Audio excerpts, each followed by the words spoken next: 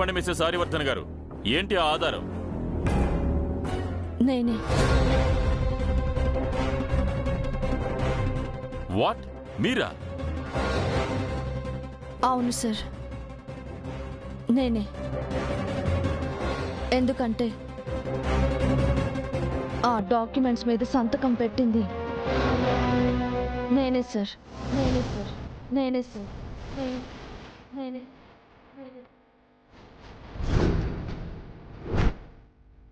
చూడండి మిస్సెస్ ఆర్యవర్ధన్ గారు, మీరేం చెప్తున్నారో మీకేనా అర్థమవుతుందా? ఆ డాక్యుమెంట్స్ మీద ఉన్నది 20 సంవత్సరాల క్రితం రాజనందిని గారు చేసిన సంతకం. ఐ థింక్ మీరు ఆ టైంకి పుట్టి కూడా ఉండరు. అలాంటిది అది మీ సంతకం అనడమేంటో నాకు అర్థం కావడం లేదు. నేను చెప్పేది నిజం సార్. ఈ రాగసుధ నన్ను ట్రాప్ చేసి మాటలతో మాయ చేసి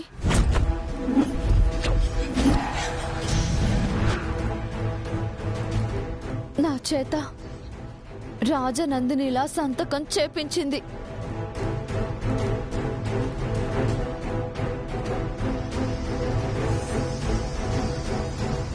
అందుకే చెప్తున్నాను సార్, అవి ఒరిజినల్ డాక్యుమెంట్స్ కావు. ఆ సంతకం చేసింది రాజనందిని కాదు, నేనే. నేనే రాజనందిని లాగా సంతకం పెట్టాను.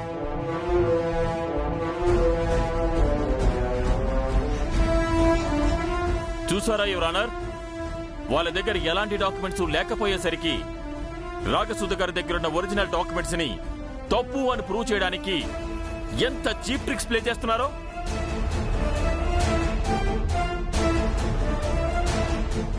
మీ భర్తను కాపాడుకోవాలనుకుంటున్న మీ ఆరాటం నాకు అర్థమైంది. అట్లీస్ట్ ఒక రీజనబుల్ పాయింట్ తోనైనా మీరు ట్రై చేయాల్సింది. This is nothing but foolishness. లేదండి, నేను చెప్పేది నిజం.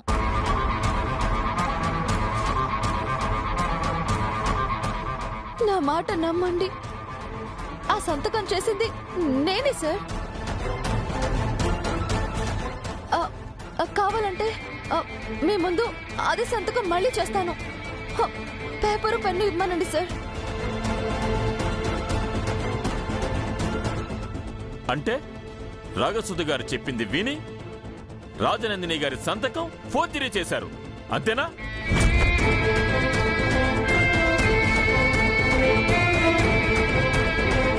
అలా చేశారు అంటే ఆర్యవర్ధన్ గారిది తప్పని తెలిసి రాగసుధ గారికి సపోర్ట్ చేసినట్టే కదా? అలా కాదు సార్, నేను చెప్పేది మీకు అర్థం కావడం లేదు. నేను ఫోర్జరీ చేయలేదు. ఆ సంతకం నాదే సార్. అనురాధ గారు ప్లీజ్, షాక్ లో మీరేం మాట్లాడుతున్నారో మీకు అర్థం కావడం లేదు. మీరు మిస్సెస్ అనురాధ ఆర్యవర్ధన్, రాజనందిని కాదు. డాక్యుమెంట్స్ మీద ఉన్నది రాజనందిని గారి సంతకం, మీది కాదు. సంతకం మీరే పెట్టానంటారు, ఫోర్జరీ అంటే కాదంటారు. అసలు మీరేం ట్రై చేస్తున్నారండి? మీరు నమ్మినా నమ్మకపోయినా నేను చెప్పేది నిజం సార్. ఆ సంతకం చేసింది నేనే. ఇదంతా పెద్ద మోసం. రాజనందిని గారి సంతకం మీరెలా చేస్తారండి? It is impossible. అది 20 సంవత్సరాల క్రితం రాజనందిని గారు చేసిన సంతకం. కాదు కాదు కాదు,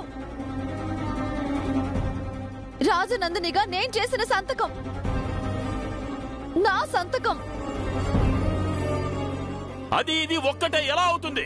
ఎందుకంటే నేనే రాజనందిని కాబట్టి. రాజనందిని కాబట్టి. రాజనందిని కాబట్టి. రాజనందిని కాబట్టి. రాజనందిని కాబట్టి.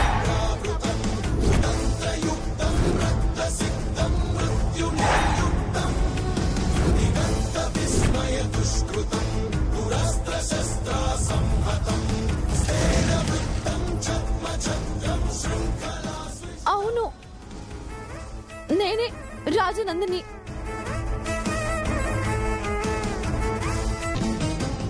అనురాధగా మళ్ళీ పుట్టాను. ఇది ఇది ఇది నా మరో జన్మ. ఇది నా మరో జన్మ. ఇది నా మరో జన్మ. ఇది నా మరో జన్మ. ఇది నా మరో జన్మ.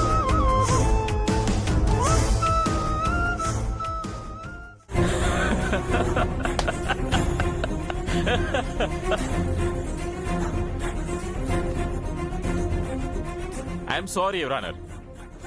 ఇప్పుడు మిస్సెస్ అనురాధ గారు చెప్పిన పాయింట్ మీద ఆర్గ్యూ చెయ్యాలంటే నన్ను నేనొక ఫూల్ అనుకోవాలి. సో మిస్సెస్ అనురాధ గారు, ఓ సారీ. ఇప్పుడు నేను మిమ్మల్ని అనురాధ గారు అనాలా లేక రాజనందిని అనాలా?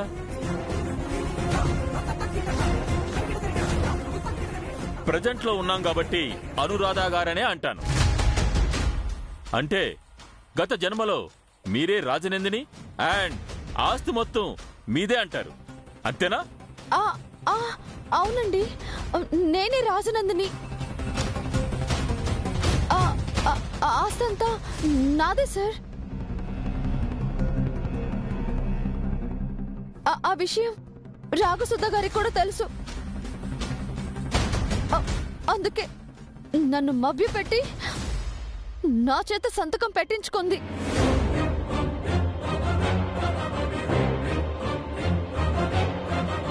చూడండి అనురాధ గారు, చెప్పే విషయం ఏదైనా నమ్మసక్యంగా ఉండాలి.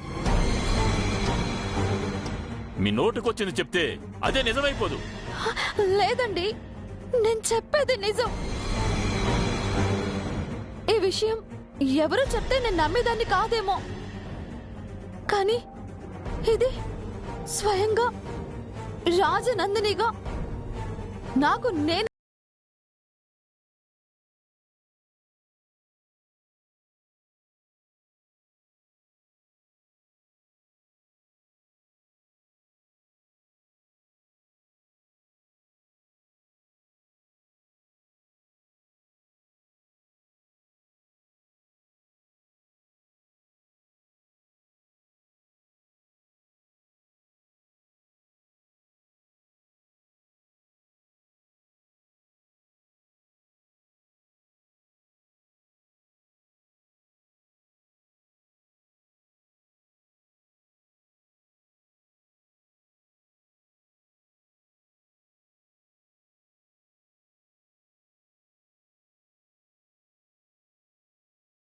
మీరు చెప్పేది కట్టుకదే కావచ్చు, బట్ దాన్ని కాస్త లాజిక్ గా చెప్పడానికి ప్రయత్నం చేయండి. కాదండి యువర్ ఆనర్, తను కట్టుకథలతో కోర్టును కన్ఫ్యూజ్ చేయాలని చూస్తున్నారు. లేదా తనని మంచి సైకాట్రిస్ట్ దగ్గర చూపించుకోమనండి. Objection your honour. ప్రాసిక్యూషన్ వారు నా క్లయింట్ భార్యని అవమానకరంగా మాట్లాడుతున్నారు. ఈవిడ మాట్లాడే మాటలు విన్న వాళ్ళు ఎవరైనా అలాగే ఆలోచిస్తారు your honour.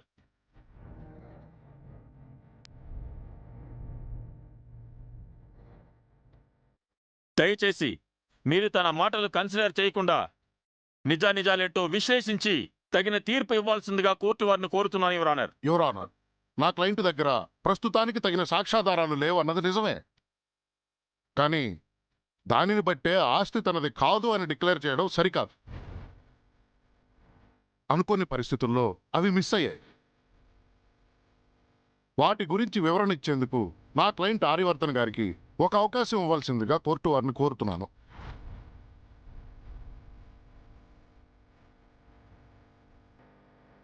Objection your honour.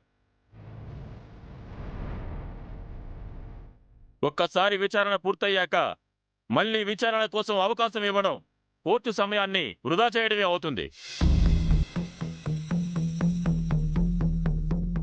Excuse me your honour, Aryavardhan గారిని సస్పెక్ట్లా కాకుండా